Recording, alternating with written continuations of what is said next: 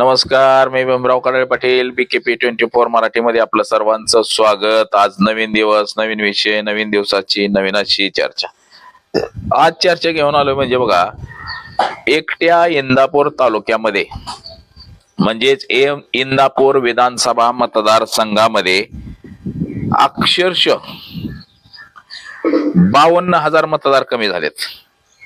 52,178 मतदार कमी झालेत. आणि ते कोणत्या कोणत्या प्रकारे कमी झालेत, कुठल्या जातीचे कमी झालेत, मयत मतदार किती आहेत, कायमचे स्थलांतरित किती आहेत, दुबार मतदान किती आहेत, अस्तित्वात नसलेले मतदार किती आहेत, वादर मतदान किती आहेत, या सगळ्या गोष्टींची आज आपण चर्चा करणार आहोत. म्हणजे आज एवढे जर मतदार कमी झाले तालुक्यातले, तालुक्याचं मतदार जवळपास 4.25 लाखावरती आहे आणि 52,000 मतं कमी झाली. म्हणजे ह्याचा फटका नेमका कुणाला बसेल? दत्ता भरणेंना बसेल का, हर्षवर्धन पाटलांना बसेल का, प्रवीण मानेंना बसेल? नेमकी मतं कोणाची कमी झाली? 52,000 म्हणजे नॉट इज अ जोक. 52,000 मतं जर प्रवीण मानेंना पडली असती तर 40 आणि 52 90,000 गेली असती. 90,000 प्रवीण माने निवडून आले असते, किंवा ती हर्षवर्धनला पडली असती तर काय झालं असतं? म्हणजे हे नेमकं कोणाची मतं आहेत 52,000, आणि का कमी केली? म्हणजे एका तालुक्यामध्ये जर 52,000 मतं जर कमी होत असतील तर महाराष्ट्रामध्ये किती मतदान कमी होईल? ही विचार करायला होणारी गोष्ट आहे. महाराष्ट्रामध्ये जवळपास 2 कोटी मतदार कमी होतील.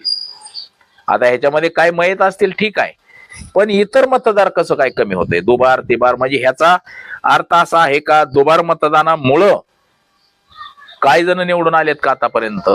म्हणजे ह्या सगळ्या गोष्टींचा आता संशय तालुक्यामध्ये वाढलाय, कल्लोळ झालाय. 52,000 मतदार कमी झाले म्हणजे. तर याच विषयाची आज चर्चा घेऊन आलोय. त्यासाठी हा आपण संपूर्ण व्हिडिओ बघा, म्हणजे आपल्या लक्षात येईल 52,000 मतदार कमी झाले म्हणजे फार मोठा असा मताचा आकडा इंदापूर तालुक्यातून कमी झालेला आहे. आणि हा संपूर्ण व्हिडिओ बघितला तर आपल्याला कळेल की कुठल्या ठिकाणाहून किती मतदार कमी झालेले आहेत, कुठल्या बूथवर किती किती मतं वाढलेली होती, दुबार नोंदलेली. हे सगळं मी तुम्हाला या व्हिडिओ मधून सांगणार आहे. त्यासाठी हा संपूर्ण व्हिडिओ बघा. आणि आपण जर चॅनल वरती नवीन असाल तर चॅनल सबस्क्राईब करावा, ही सर्वांना विनंती. आणि चला चर्चेला सुरुवात करूया. महाराष्ट्र राज्याच्या राजकारणामध्ये एक मोठी उलथापालथ होणार आहे. जवळपास 2 कोटी मतदार हे मतदानापासून वंचित राहणार आहेत. आणि ते SIR जी प्रक्रिया सुरू आहे आता, SIR ची, या प्रक्रियेच्या माध्यमातून जवळपास 2 कोटी मतदार महाराष्ट्र राज्यातले कमी होतील. तर देशातले 10 ते 12 कोटी मतदार देशातले कमी होतील अशी शक्यता वर्तवण्यात आलेली आहे. आणि ते SIR च्या माध्यमातून. आणि नवीन मतदार नोंदणी सुद्धा सुरू होईल. नवीन मतदान नोंदणी 17 ते 16 सप्टेंबर ते 17 ऑगस्ट ते 16 सप्टेंबर पर्यंत सुरू राहील असं सुद्धा सांगण्यात येत आहे. मात्र आता हे जे मतदार जे कमी झालेले आहेत याचा आकडा मात्र माणसाला विचलित करायला होणार आहे. कारण की 52,000 मतदार कमी होणं म्हणजे कुठल्याही विधानसभा मतदारसंघाला परवडणार नाही, हे तितकंच खरं आहे. तर आता यामध्ये आपण सुरुवातीला बघू की इंदापूर तालुक्याचं मतदान किती आहे आणि त्यातलं 52,000 मतदान कमी झालेलं आहे. तर 2014 पासून दत्ता मामा भरणे हे किती किती मताने निवडून आलेले आहेत. मग ह्यात 52,000 मतदानाचा काय घोळ आहे का, या सगळ्याच गोष्टींवरती आपण आज नजर टाकणार आहोत. तर इंदापूर तालुक्याचं एकूण मतदान आहे जवळपास 4.25 लाखावरती, म्हणजे लोकसंख्या आहे.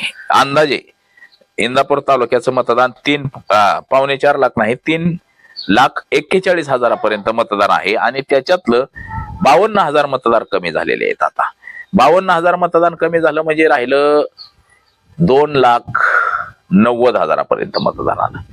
2,90,000 मतदानामध्ये जर 50% मतदान झालं किंवा 60% मतदान झालं तर 2 लाखाच्या जवळपास मतदान होईल.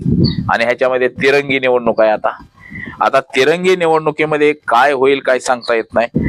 तर मी तुम्हाला जातनिहाय सुद्धा मतदान सांगणार आहे. ह्याच्यामध्ये जातनिहाय मतदार म्हणजे कुठल्या जातीचं किती मतदान आहे इंदापूर तालुक्यामधला, मी इंदापूर तालुक्यातलं तुम्हाला सांगतोय. त्यात SCचं किती आहे, STचं किती आहे, OBCचं किती आहे, धनगर समाजाचं किती आहे, मराठा समाजाचं मतदान किती आहे, हे सुद्धा मी तुम्हाला आकडेवारी सांगणार आहे.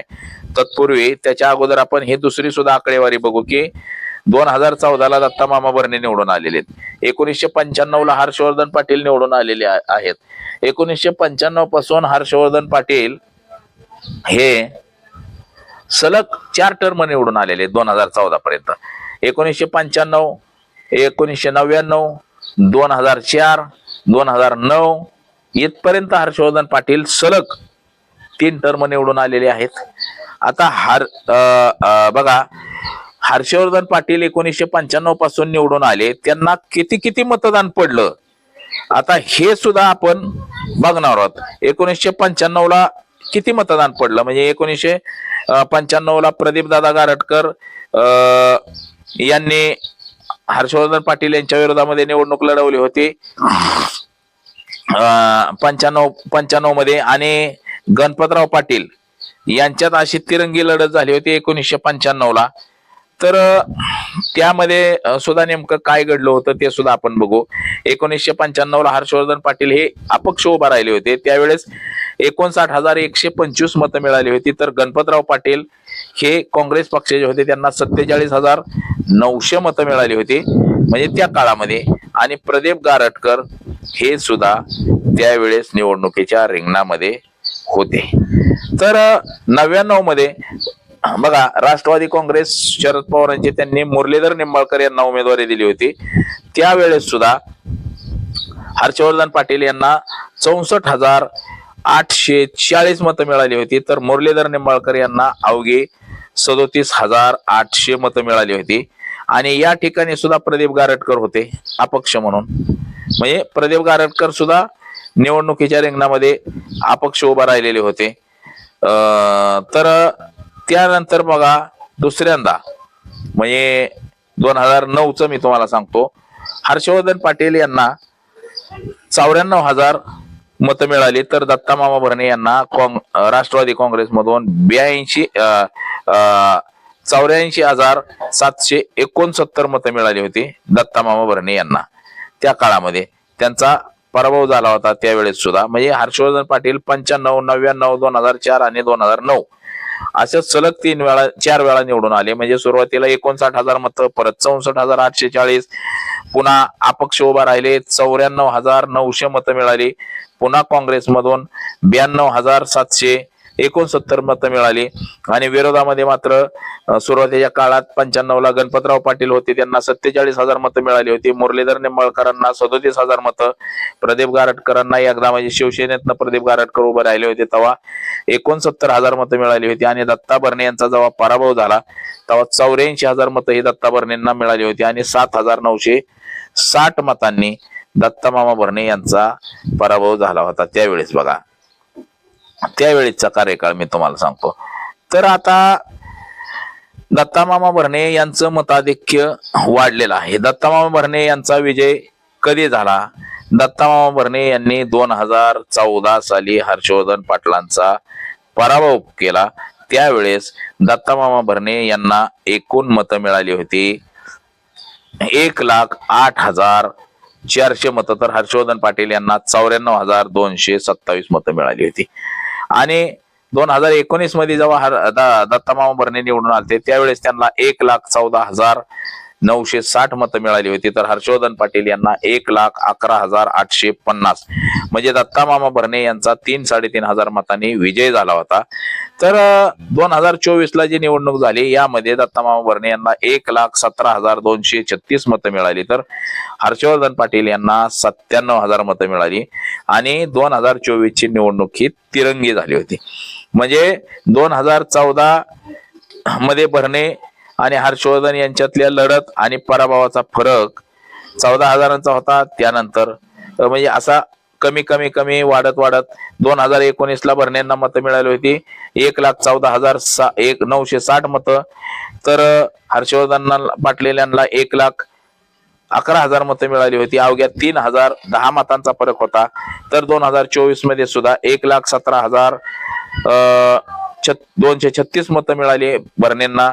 आणि हर्षवर्धन पाटील यांना 97,000 म्हणजे 19,440 मतांचा फरक यामध्ये आपल्याला दिसून आलेला आहे. तर 10 वर्षामध्ये राजकीय ट्रेंड हा दत्ता मामा भरणे यांचं मताधिक्य वाढलं, पुन्हा कमी झालं, परत वाढलेलं आहे.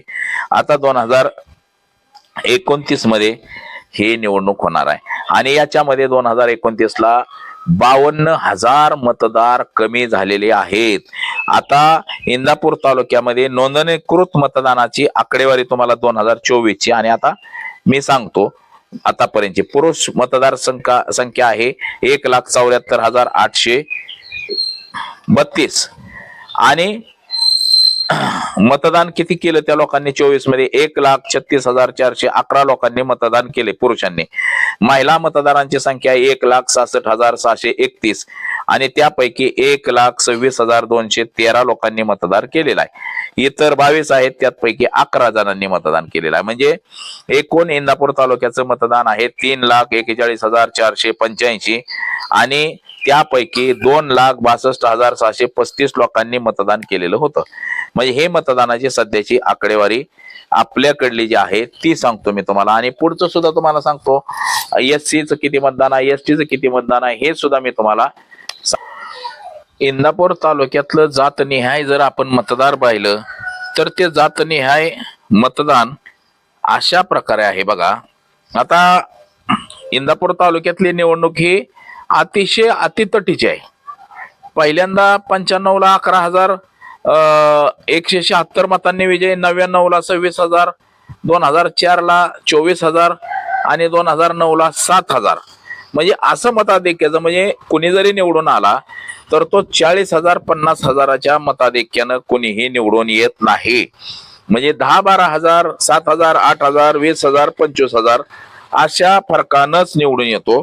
तर सध्याची जी स्थिती आहे ही इंदापूर तालुक्यामध्ये मराठा समाज किती आहे, धनगर समाज किती आहे, माळी समाज किती आहे, मुस्लिम किती आहे, SC किती आहे हे सुद्धा मी तुम्हाला सांगणार आहे. 2024 ची जी आकडेवारी आहे मतदानाची त्यानुसार 3,41,000 मतदार आहेत.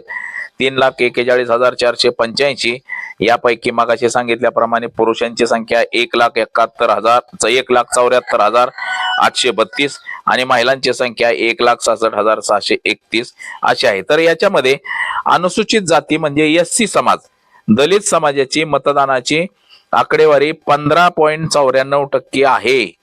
आता सध्या 15.94%. तर अनुसूचित जाती म्हणजे ST ची लोकसंख्या आहे 1.24% एवढी आहे. तर मराठा आणि धनगर समाज इंदापूरच्या राजकारणातला महत्वाचा सामाजिक घटक ठरलेला आहे. हर्षवर्धन पाटील हे मराठा आहेत, दत्ता भरणे हे धनगर समाजाचे आहेत. असं सांगण्यात येतं की मराठा समाजाचं मतदार हे 1 लाखाच्या जवळपास आहे आणि धनगर समाजाचं मतदान सुद्धा 1 लाखाच्या जवळपास. म्हणजे मराठा समाजाचं 1,10,000 असेल तर धनगर समाजाचं 1 लाखापर्यंत. म्हणजे 10-12,000 मताचा कुठंतरी फरक आपल्याला या मतदारांमध्ये दिसतो. त्यामुळं कधी धनगर समाजाचा आमदार होतो इंदापूर तालुक्याला तर कधी मराठा समाजाचा आमदार इंदापूर तालुक्याला राहिलेला आहे. हे आपण वेळोवेळी पाहिलेलं आहे. तर आता इंदापूर तालुक्यातलं जे 52,000 मतदान कमी झालेलं आहे हे 52,000 मतदार नेमकं कुठलं कमी झालेलं आहे हे सुद्धा आपण बघूया. म्हणजे इंदापूरची यादी बघा 2024 ला 3,41,000 आहे. म्हणजे आता फार तर ती 8-10 हजारांनी वाढलेली असेल, एवढं पण नसेल, थोड्याफार प्रमाणात वाढले असेल. परंतु त्यातलं 52,000 मतदार कमी झालं म्हणजे 3 लाखाच्या अलीकडेच मतदान येतंय. आणि यामध्ये बघा असं सांगण्यात येतंय की मयत मतदारांची जी संख्या आहे ही 19,294 आहे मयत मतदार. आणि कायमचे स्थलांतरित म्हणजे इथून स्थलांतरित झालेले 22,815 मतदार आहेत. आणि डबल नोंदलेले मतदार दुबार 5,378 आहेत. आणि अस्तित्वात नसलेले मतदार 4,602 मतदार आहेत. आणि ऑदर मतदार 89 आहेत. म्हणजे 5,278 मताचा खेळ आहे. आणि या मतदानामध्येच हेराफेरी केली जाते का अशी सुद्धा शक्यता सध्या वर्तवण्यात येत आहे. म्हणजे 5,378 मतदार म्हणजे तुम्हाला 10,000चं लीड पडतंय.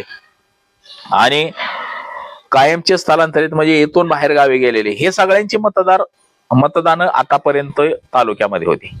आता हे मतदार कमी झालेले आहेत. 52,000 मतं हे तालुक्यातली कमी झालेली आहेत.